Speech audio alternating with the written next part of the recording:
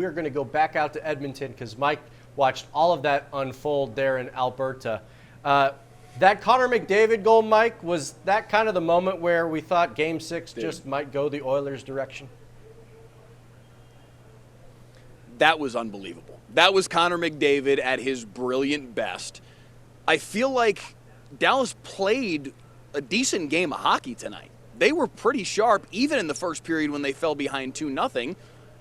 Pretty good in the second period, very good in the third period, and yet had nothing to show for it until Mason Marchment finally scored for him there late in the third. They just could not solve Stuart Skinner, and that is a sentence I did not think I'd be saying at any point in this postseason. Yeah, you mentioned that actually in Sports Special just before us, and I thought it was a good point. We did not expect Skinner to be kind of the X factor in this series at all. In fact, after the Stars got past the Avalanche and the Vegas Golden Knights, we thought, okay, the Oilers in theory are the weaker of those three teams.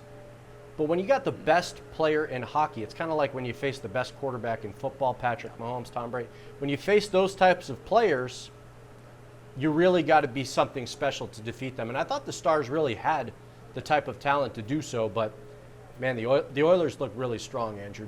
What was your main takeaway from Game 6 tonight? The main takeaway is this is how they should have played over the last two games. I don't know where this style of play went for the Stars because they've shown it in bursts. This was essentially reminiscent of that Game 3 performance against Vegas in the first round where they dominated the first two periods and Vegas got 2 goals on kind of random chances in the second to force overtime in that one. The Stars took that one 3-2. It just boiled down to bounces, and they needed the aggressiveness to stay on the puck.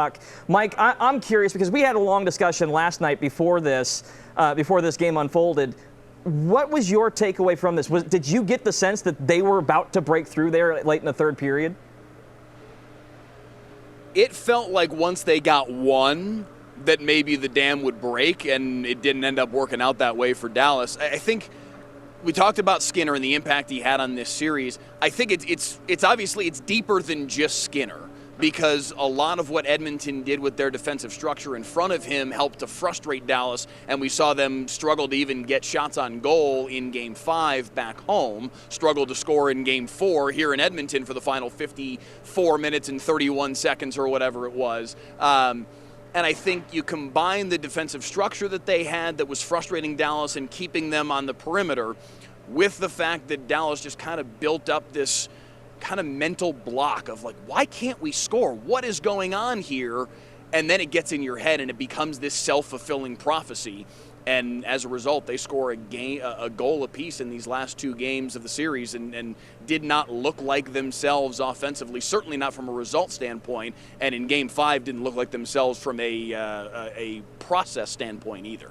It is hard to overstate how difficult this road was for the Stars on this playoff run. Again, the last 2 defending Stanley Cup champs, the best player in the world, and if they had somehow overcome that obstacle, they had gotten the Stanley Cup runner-ups from last year. Still an incredible season for the Stars, though.